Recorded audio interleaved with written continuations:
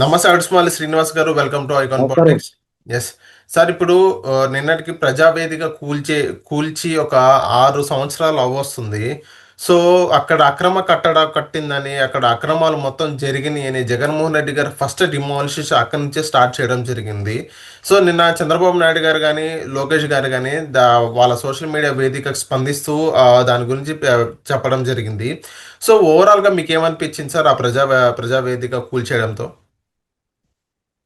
ఇప్పుడు 6 ఏళ్ల క్రితం ఆయన అధికారంలోకి వచ్చినప్పుడు అంటే అది ప్రమాణ స్వీకారం చేసి నెల కూడా అవ్వలేదు ఆయన. ఒక మీటింగ్ పెట్టాడు కలెక్టర్లు అందరితో, ఫస్ట్ మీటింగ్ సమీక్ష. పెట్టి ఉమ్. మీరు అక్రమ కట్టడాలు కూల్చివేత మొదలు పెట్టాలి, ఎక్కడా కూడా మనం క్షమించాలి, ఊరుకోకూడదు, దీంతోటే మొదలు పెడతాం అనగానే అంత బాగా చదువుకున్న పనికిమాల సన్నాసులు వాళ్ళు కూడా చప్పట్లు కొట్టారు. వాళ్ళు చెప్పాలి, ఏమయ్యా ఇది ప్రభుత్వ స్థలం, ఉమ్. ప్రభుత్వం సొమ్ము, ఇది అక్రమమో సక్రమమో, దీన్ని మనం పాడు చేయకూడదు, అవసరమైతే దీన్ని తీసుకోవడానికి అవకాశం ఉంది, అవి తీసి వేరే దానికి వాడదాం అని చెప్పాలి. అని చెప్పకుండా ఏదో పెద్ద గొప్ప బ్రహ్మ బ్రహ్మాండం బద్దలైనట్టు దాన్ని కూలగట్టి ఆ రబ్బిష్ అంతా అలాగే ఉంచారు. చంద్రబాబు నాయుడు గారి ఇంటికి దగ్గరే అది. ఆయన ఇంటికి ఉమ్. వెళ్ళి వచ్చేటప్పుడు కనపడాలన్నమాట. అంటే ఒక పైశాచిక మనస్తత్వం అన్నమాట. పిశాచాలకే ఉంటది అలాంటిది. వీళ్ళు అందులో ఏసీలు గీసీలు అది దొబ్బిపోయారు. దాని లెక్క పత్రం లేదు, ఎవడు తీసుకెళ్ళాడు ఏటో.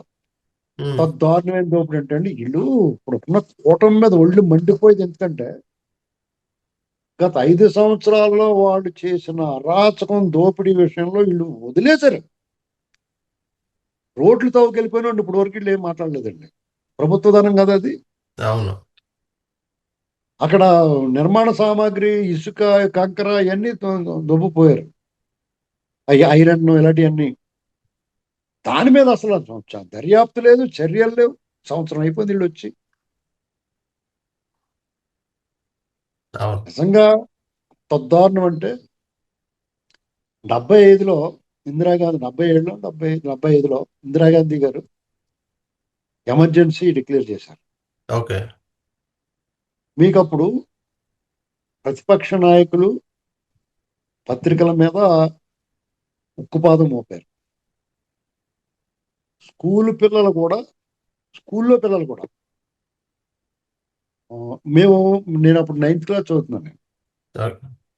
ఎమర్జెన్సీ అప్పుడు అంతే 8th 9th ఓకే.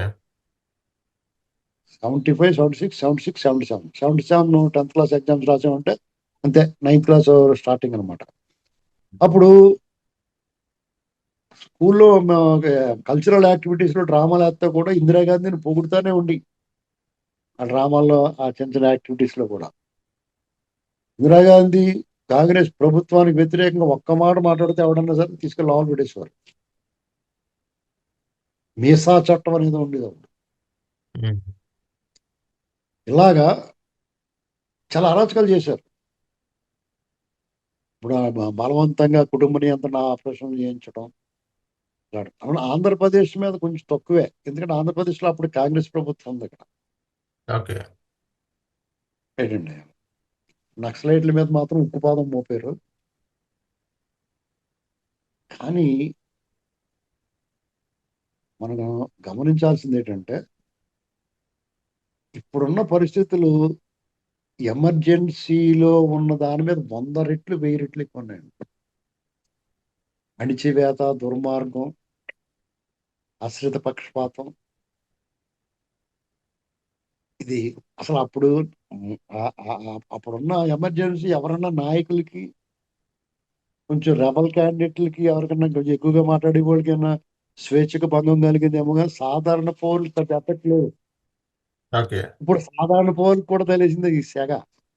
ఇప్పుడున్న ఎమర్జెన్సీ జగన్మోహన్ రెడ్డి మీరు సామాజిక మాధ్యమాల్లో పోస్ట్ పెడితే కూడా లోపల వేస్తారు కదా. అవును. ఇప్పుడు అది నడుస్తుంది. ఇప్పుడే ఆ ఎమర్జెన్సీ అనేటువంటిది చాలా దారుణమైన ఎమర్జెన్సీ. ఇప్పుడు ఇందిరాగాంధీ గారిని విమర్శించినా కానీ క్షమించేవారు అప్పుడు. ఇంకా ఉమ్.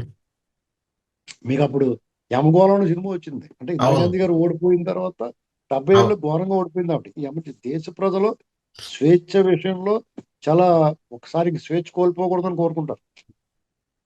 ఎందుకంటే ఏళ్ల తరబడి సంవత్సరాల శతాబ్దాల తరబడి పరాయి పాలనలో మగ్గినోళ్ళు మనం.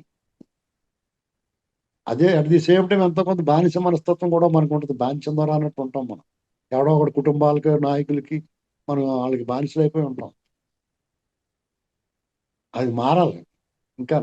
ఇంకా మారలేదు. లేకపోతే రాజశేఖర్ చచ్చిపోతే 100 మంది 200 మంది చచ్చిపోతామంటే బుద్ధి లేదా? వాళ్ళ ఇంట్లో ఉమ్. వాళ్ళకి జ్వరం కూడా రాదు. ఓకే. అవునా కదా? అవును. జగన్మోహన్ రెడ్డి జ్వరం అన్నా వచ్చిందా? తలపోటు కూడా రాలేదు అతనికి. కానీ జనం చచ్చిపోయారంటారు, సిగ్గు లేకుండా ఓదార్పు యాత్రకి వెళ్తారు. ఇలాంటి ఈ బానిస మనస్తత్వం పోనంతకాలం, ఇది బానిసల స్వర్గం అనుకున్నంత కాలం మనం ఇలాగే ఉంటాం. లేదా ఇలాంటి జగన్మోహన్ రెడ్డి ఇలాంటి వస్తాడు. ఓకే. కాకపోతే ప్రజల కోసం ప్రజావేదిక అంటే అదొక దర్బారు. పూర్వం రాచరికంలో కూడా రాజ దర్బారు ఉండేది. మహారాజు దగ్గరికి సాధారణ ప్రజలు వచ్చి వాళ్ళ కష్టాలు చెప్పుకుంటే రాజు అప్పటికప్పుడు తక్షణం ఉపశమనం చర్యలు తీసుకునేవాడు, వాళ్ళకి మేలు చేకూర్చే విధంగా నడిపించేవాడు. చిన్న చిన్న తగాదాలు కూడా అప్పటికప్పుడు పరిష్కారం చేసేవారు.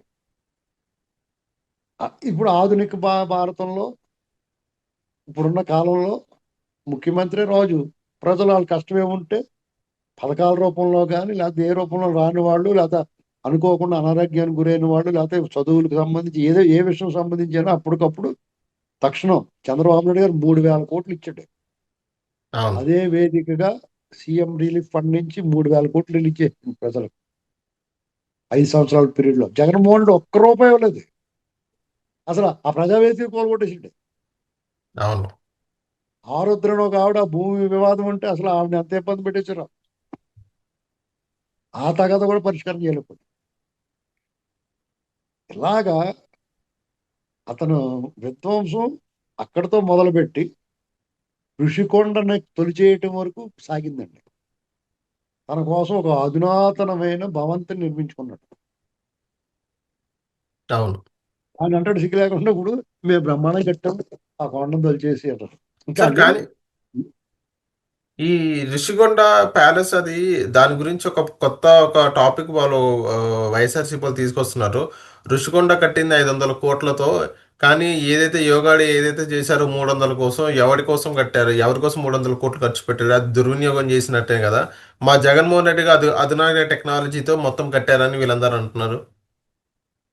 వినండి, అధునాతన టెక్నాలజీతో అతను కట్టించుకున్నాడు. అతని కోసం ఓడిపోయి కాబట్టి వెళ్ళలేకపోయాడు అందులోకి. అతను సముద్రం చూస్తా దొడ్డికి వెళ్ళాలనుకున్నాడు. ఉమ్. వెళ్ళాడా? వెళ్ళగలిగాడా? 500 కోట్లు వేస్టే కదా ఇప్పుడు. అవును. ఆ మాటకు వస్తే ఇప్పటికీ అది దాన్ని ఏం చేయాలి తెలవలేదు వీళ్ళకి. మరి నేను చెప్పాను, అక్కడ గిరిజనులకి గంగపుత్రులకి ఒక మ్యూజియం కింద ఇవ్వండి, దాన్ని ఒక టూరిస్ట్ ప్లేస్ కింద మార్చండి అని చెప్తే వాళ్ళు మన మాట ఆడబట్టించుకుంటారు. సరే, ఇప్పుడు ఈ యోగాంధ్ర గురించి దానికి అయ్యిన ఖర్చు 75 కోట్లు స్వయంగా గవర్నమెంట్ ప్రకటించింది. అది కూడా కేంద్ర ప్రభుత్వం వాళ్ళు ఇస్తున్నారు. 75 కోట్లు ఇక్కడ ఖర్చు పెట్టినందుకు అందులో 25% దాదాపు మన రాష్ట్రానికి చెందుతుందండి ట్యాక్సుల రూపంలో.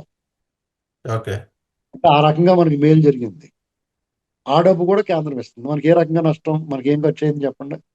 అదనంగా మనకి ఒక brand Vizag Yogandhra Guinness record ప్రపంచమంతా మారుమోగింది. ఓకే. నువ్వు ఇలాంటి 7 మోగాలు ఎన్ని పిల్లి మోగలు ఎత్తి వస్తుంది. కాబట్టి వాళ్ళు అలాగే మాట్లాడతారు. వాళ్ళు అడ్డగోలుగా మాట్లాడతారు. బుద్ధి లేకుండా మాట్లాడతారు. ప్రతిదానికి ఇలా కౌంటర్ ఇచ్చుకుంటూ పోవడం చేసేది ఏం లేదు. Okay. So okay. So thank you sir, mic on politics వచ్చినందుకు.